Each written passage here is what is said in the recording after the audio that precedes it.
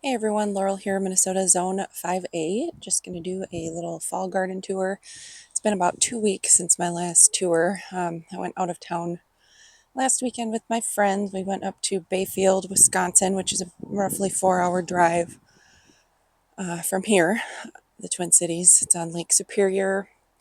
We stayed at the Wild Rice Retreat, which we also did last year and really, really enjoyed. So, very beautiful up there. Lots of fall colors still. We had some nice weather. It was great. So, a lot of things changed in 2 weeks. Over the fall, a little more color on this limoncello barberry. All the leaves now are dropped from the blue shadow fothergilla. Heuchera just champions in the garden, just year-round color. Got still that butterscotch color here on the string theory Amsonia, not as bright yellow as it was, but still nice. And then the lemon ball sedum. Some of it's lemon ball, some of it's lemon coral. They're literally the same plant. These are mums that I've overwintered for a few years. That when I cleaned out the planter that I had with summer annuals, I just popped this up here. And then I let them go dormant, stick them in the garage, and water them a couple times a winter, and that's about it. They sprout in the spring. These are Siberian irises, getting some nice gold color. Still blooms on the opening act phlox, just a handful of them. Had I pruned them, they might have more blooms still. These are just champion plants. I'm a big fan. This one is Pinkadot version. We've got a campanula still green down there, more lemon ball sedum. The begonias I cut back, those got frost damage. I need to reel up the hose too.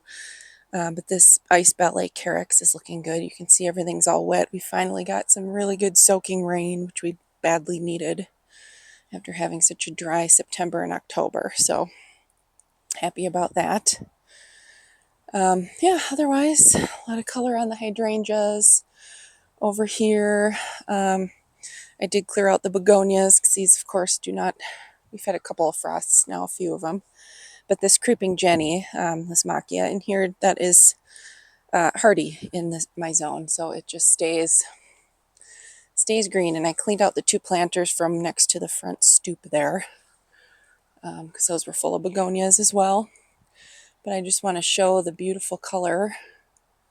You can kind of see here, I guess a little bit backlit, but this is the smoke bush tree form. It's a classic, I don't know what kind of smoke bush it was. This was mature when we moved in. You can see there's a big, I don't know if you can really make it out, like the dimensions of it. But the big branch that cracked and we had to cut down after the storm in August really exposes the structure of the trunks here. So I think next year after I prune it really hard. I mean, this thing grows 6 to 10 feet every year, these big long branches at the top. So I prune it back hard, and I think it'll grow in like a proper shape to where it'll make a little more sense. Oh, the breeze is pulling some raindrops down there.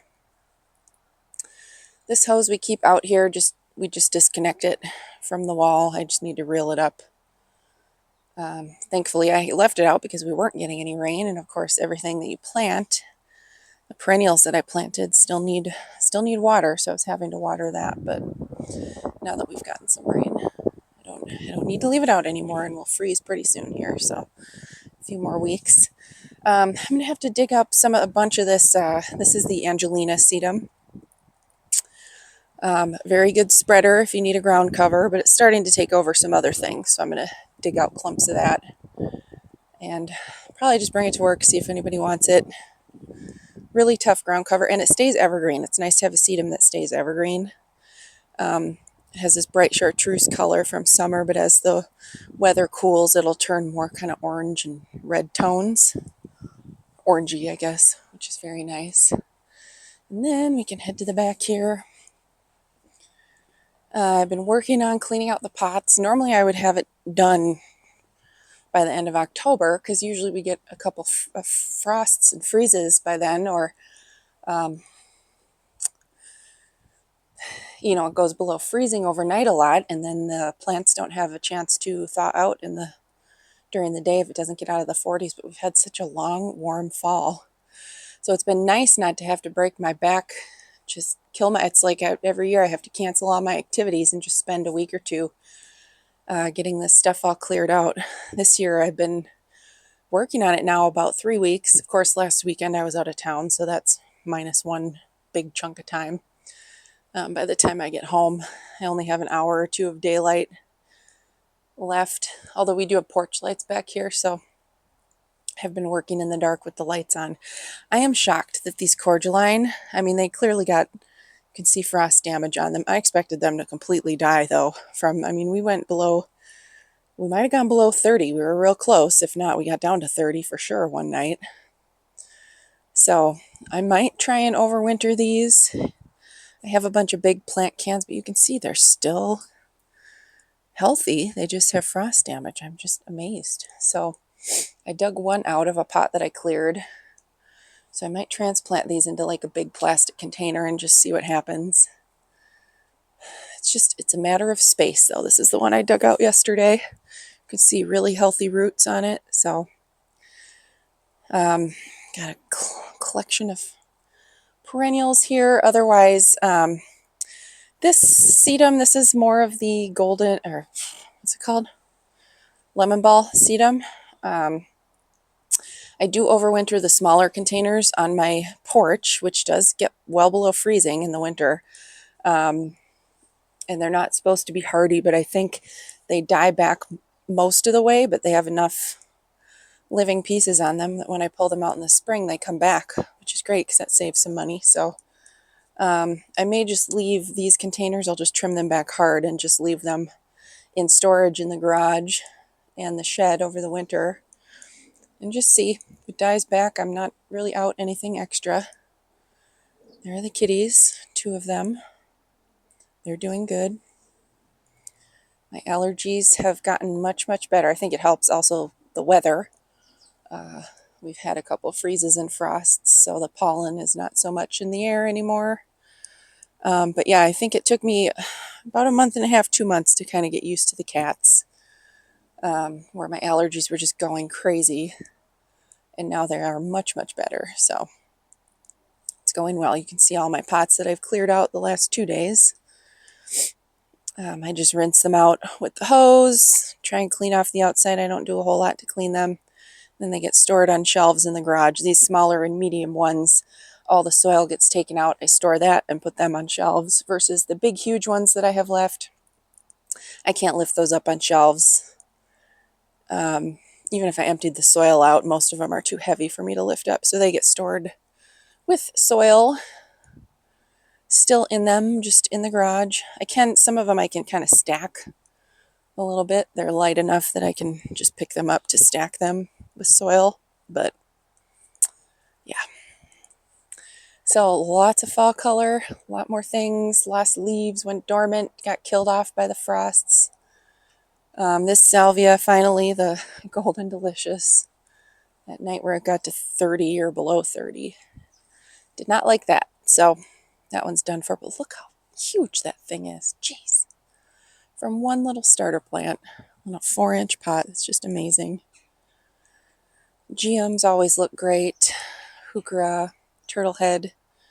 The more golden color here on the Kinsley's Ghost Honeysuckle showing up. I'm always astounded by how frost hardy Meizu is. It just looks like it'd be the first to go. You know, it's like the succulent leaves, but nope. Still kicking. I think I dreamed last night that I harvested this lavender. I don't know if I'll put that inside too. We'll see. Maybe leave the dichondra in there and see what happens. Yeah, otherwise just more, more fall. Alyssum is amazingly hardy, frost tolerant. It doesn't survive our winter, but it lasts quite some time. This is all self-seeded. I grew alyssum from seed a few years ago now, and it just keeps self-seeding in these spots, so I just let it come up. That's what all this is. I'll pick up my concrete eventually too. I do store my concrete, except for the bench that stays out, but all the little sculptures and stuff, I put those in the garage or the shed. Kind of one of the last things on my list. Got to get my pots cleared out, got to get my carrots harvested, garlic planted, see if I can get some perennials in the ground. I do winter most of my perennials over.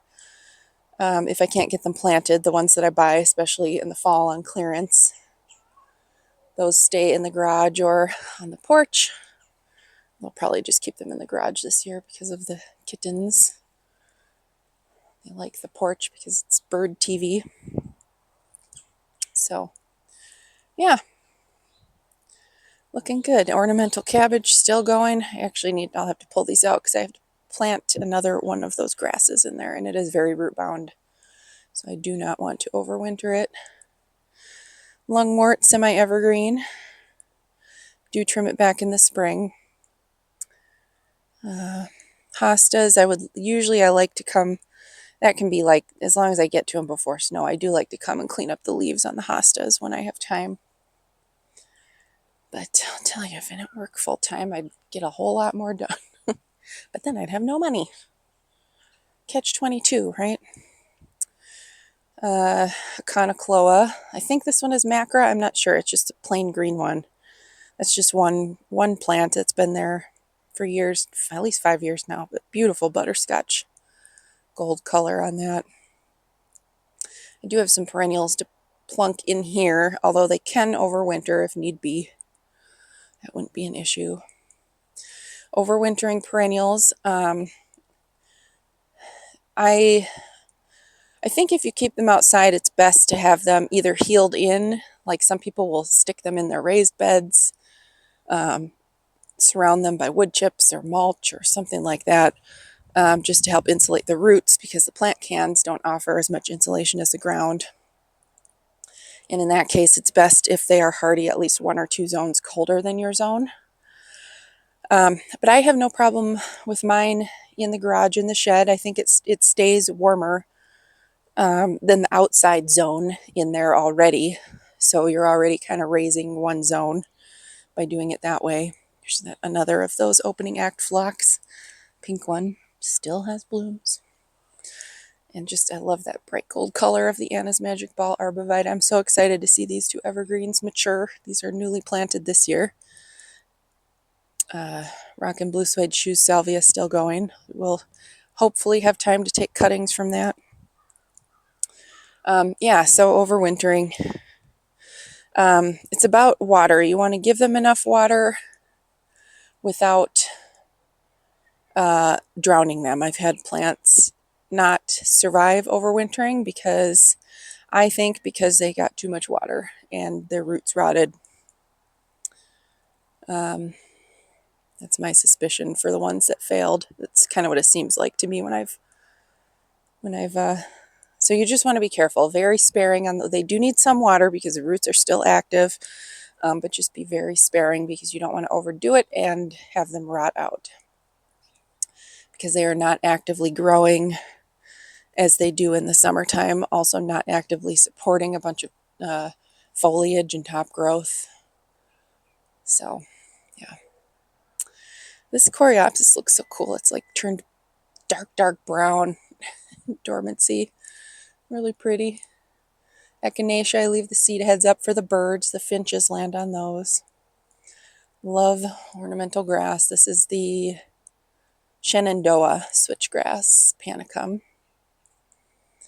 And it's kind of cool. These little, this is a hardy hibiscus. It's the Proven Winners Summerific Holy Grail. Late in the summer, it forms these little like seed pods. I don't know if you can see those kind of through the grass.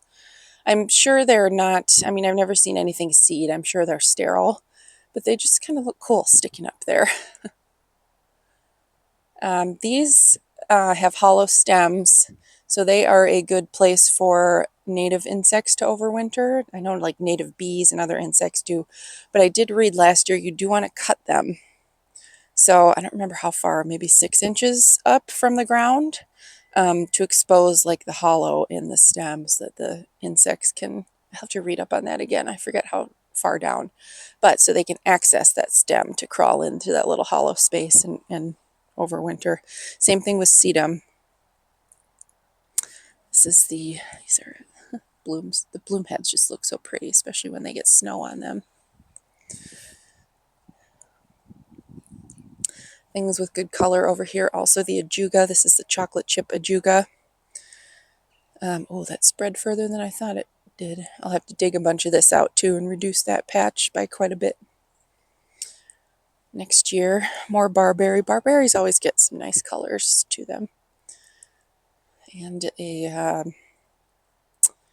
what's that northwind switchgrass that kind of turned brown? Beautiful dogwood. I may, if I have time this year, may try and cut some branches and stick those in the little planter up front by the lamp post, since that desperately needs to be trimmed next year. But yeah, I leave all this stuff up unless it's really ratty like the hostas and possibly could be overwintering like slugs or eggs. Everything I just leave up. I really crave the work early in the spring of clearing out the garden. I just want to be out here, so I like having that kind of stuff to do. Cutting things back, and then it's fun looking for getting up close and personal with the plants and looking to see like what's sprouting, what's growing. So yeah, all the annuals over here except for the alyssum and the geranium are incredibly frost tolerant, so they're doing well. Marigolds are, if they have a little bit of shelter, they last a while. I am like shocked that this thing is still not dead. A little bit of got nipped a little bit, but holy cow, I gotta look up what that thing is again, because that is like a tropical or something, maybe. Amazing. This is the garden bed. You can see I protected it against cat litter box action for the feral cats. But carrots, these are ready to harvest. I'm hoping next weekend, maybe during the week, I can get to that. This was also anti-cat litter box use. I was having trouble seeding things, but they should get nice and sweet now that we've had some real cool temperatures and a couple of frosts. That's what usually happens. This not looking so cute over here. The Aurelia Sun King. But look how much those blueberries stand out. I don't know if you can see that on camera. This viburnum has blueberries all over that you can really see now that the leaves are kind of turning. So cool. I'm so happy that one berried, fruited. I don't know what you want to say this year. Fruited, I guess. And the hydrangea blooms, just always so pretty, even when they're brown. Strawberries, these will be quite a bit of actually all of them will be dug out. I said before I save rosemary, before we get a hard freeze, I cut it and freeze it. Sage, I'll cut and use that. I should do that soon, actually. And then I do dry some leaves. But oh, I love a good sage butter pasta with some sausage. Yum. So tasty. Such a fall flavor. Again, alyssum blooming away, just incredibly winter hardy or frost hardy. Marigolds, not so much. There's another alyssum. These geranium I'm going to try to save and store. I should dig those up today, probably. Calibrachoa also really frost tolerant. And verbena, that's what this is here. Well, the blooms are not looking so hot. We would have to have a little warm up for them to rebloom. So I did, dill. I forgot about the dill seed heads. Yeah, I forgot to harvest my cabbage before I went on my trip, and look, something got it. Little rascal. Should have remembered. I'm just so busy trying to get everything done. This is like the busiest time of year for me. Trying to get everything cleaned up, harvested, and tucked away. Even more so than in the spring. And a little bit harder because daylight hours are so much shorter. Even before daylight savings time ends, but especially now after daylight savings time is done. Cosmos are toast, zinnias are toast, gomphrena. There's still some foliage alive on this one, but I love that the blooms still keep their color for a while, even when the rest of the plant is gone. They are known for, oh, I should pull out that Cosmo. It's kind of slipped its stake there. They are known for being good dried flowers. I have not tried with the gomphrena to dry them, so that is what I've heard, and I believe it because they do stay do stay nice. All of these cosmos self-seeded last year. That's what these are from. So I'll just leave, other than maybe the one that's tipping over, I'm going to leave these up and maybe get some more free cosmos seeded. Aster is done blooming. This massive, massive thing. So I do leave the sundial up. I got that in a little antiques fair a while back, a few years ago. It is not oriented to be a sundial. I just kind of pointed it how I liked it looking. So it does not tell the time. So yeah, it's, oh, and this is goldenrod. This is dwarf solidago. I forget what it's called, little lemon, something like that. Really beautiful seed heads on that too, and that's a native perennial. And then this is another Amsonia, blue star Amsonia, turning beautiful gold. And the rose, few errant blooms here and there, for the most part. Done, the peach drift rose. So I'll leave you with that. Oh yeah, the sun is coming out. Some nice weather. I was kind of cleaning up half in the rain last night. I had like a pail, a couple of buckets, and propping things up sort of halfway in the shed under the eave of the garage so I could keep clearing things out. Of course, in the dark with the lights on. I need to, oh, I forgot I have one more dahlia to dig. I stored my other ones. Oh, I forgot about that one. All right, I'll have to dig that too. Oh, good. The sunflower seeds have been eaten here. I'll cut this head and put it out for the squirrels. It won't focus on there, will it? You can see all those seeds, though. Looks cool. These are all self-seeded from the bird feeders. And snapdragons, also incredibly frost hardy down here, still budding with blooms. I do store my bird bath. That would crack in the winter. So, all right. Well, thank you so much for watching. Hope you are enjoying your garden in these fall months where it's going into dormancy. You know, a lot of work to do. I kind of wish I was done with it already, but it is nice being out here. So, and I shouldn't wish it gone too soon because we all know it's going to be way too long until spring. We're all going to be going stir crazy to get out in our gardens in a few months. So thank you so much for watching. Have a great day. Please subscribe.